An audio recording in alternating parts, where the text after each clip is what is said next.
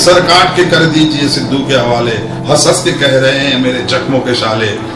मैं अमानत हूँ गरीबों की बचा ले मेरे नानक, मैं अमानत हूँ गरीबों की बचा ले मेरे नानक, सिद्धू की तरह कोई मुझे बेच न डाले।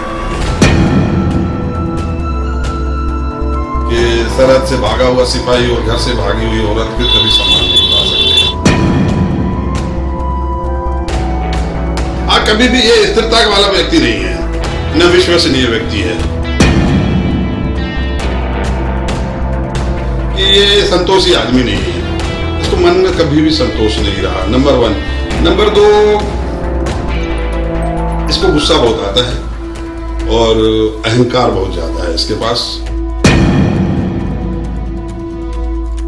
ये महिलाओं के प्रति कभी सम्मानजनक बातें करता ही नहीं है, कभी किसी को मुन्नी कह देता है, कभी शीला की जवानी कह देता है, कभी कहता है कि कोई आवत है कोई जावत है, बाकी सब मलिका शेरावत है।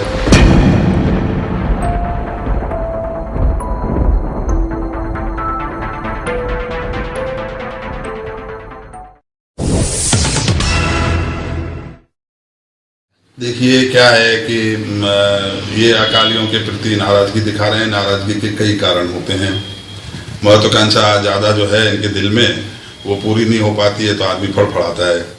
दूसरा ये है कि ये अभी जाके वहाँ बोलते हैं भाग बादल भागिए, मेरे को तो भाई अच्छा नहीं लगता। मैं तो सिद्धू साहब से कहूँगा, वो हमारे बुजुर्ग हैं 84 ईयर्स, और पूरा देश क्या पूरी दुनिया उनको नमन करती है। हम हाथ जोड़ के उनका स्वागत भी करते हैं दिल में।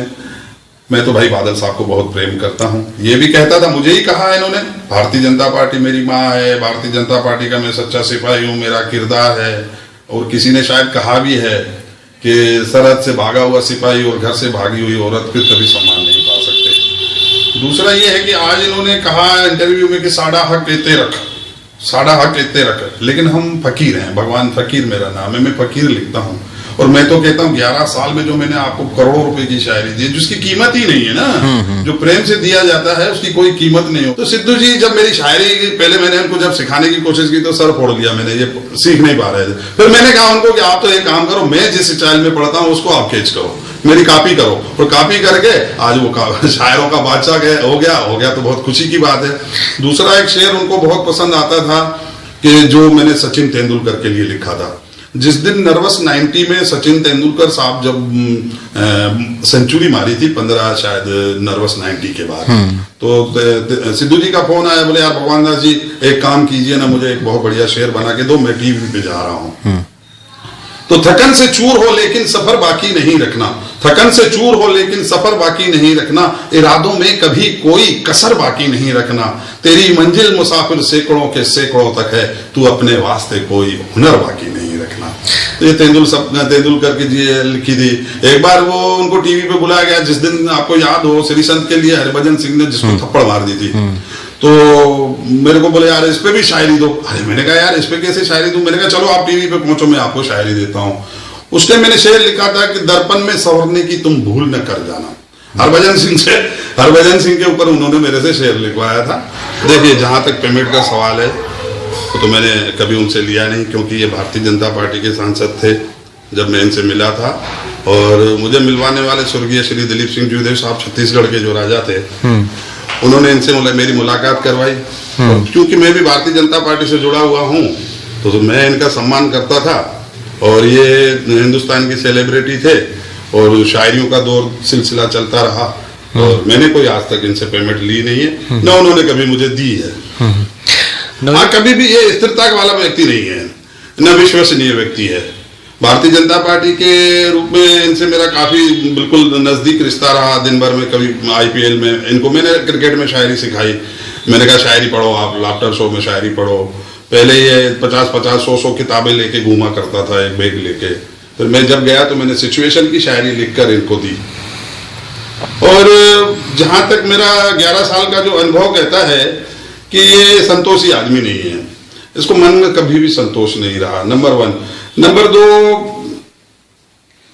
इसको गुस्सा बहुत आता है और अहंकार बहुत ज्यादा है इसके पास, जिसको कंट्रोल करने के लिए ध्यान का सहारा तो लेता है, लेकिन पूरा अभी तक कामयाब हुआ ऐसा मुझे कभी महसूस नहीं हुआ। देखिए ये हमारे लिए भारत की राजनीति में सबसे बड़ा दुर्भाग्य ये है कि नवजोत सिंह सिद्धू का जैसा आदमी राजनीति में है।